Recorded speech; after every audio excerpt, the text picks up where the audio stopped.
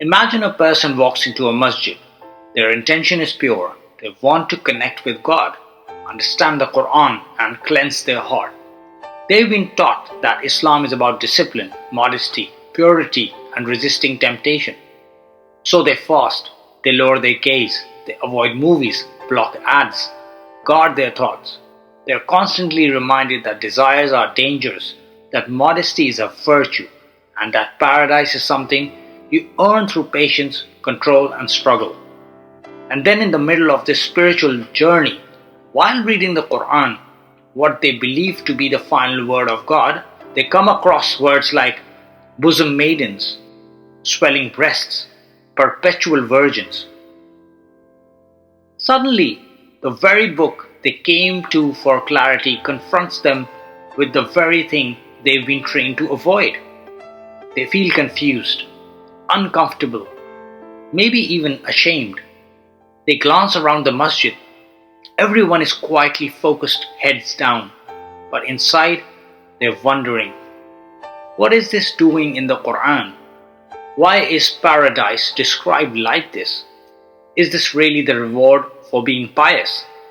Sensual fantasies in the afterlife? And worse, what if I never get there? Why am I being tempted with something I've never had and may never receive? This does not feel like divine guidance. It feels like emotional baiting. It creates tension, not peace, because deep down, the fitrah, the natural soul, it knows true divine speech does not appeal to ego. It lifts the mind, it calms the heart, it does not tease desires, it aligns you with reality.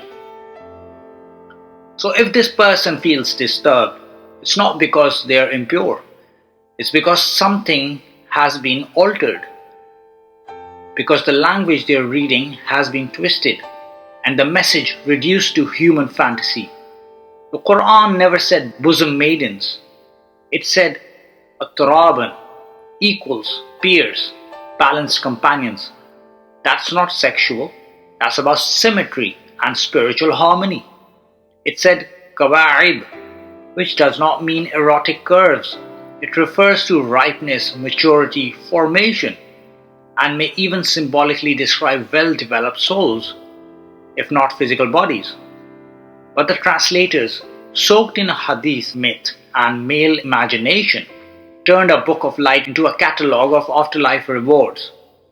So this sincere believer who walked into the masjid to escape the world's distractions ends up facing those same distractions inside the Qur'an. Not because the Qur'an has failed him, but because humans projected their desires onto it. This is the real fitna.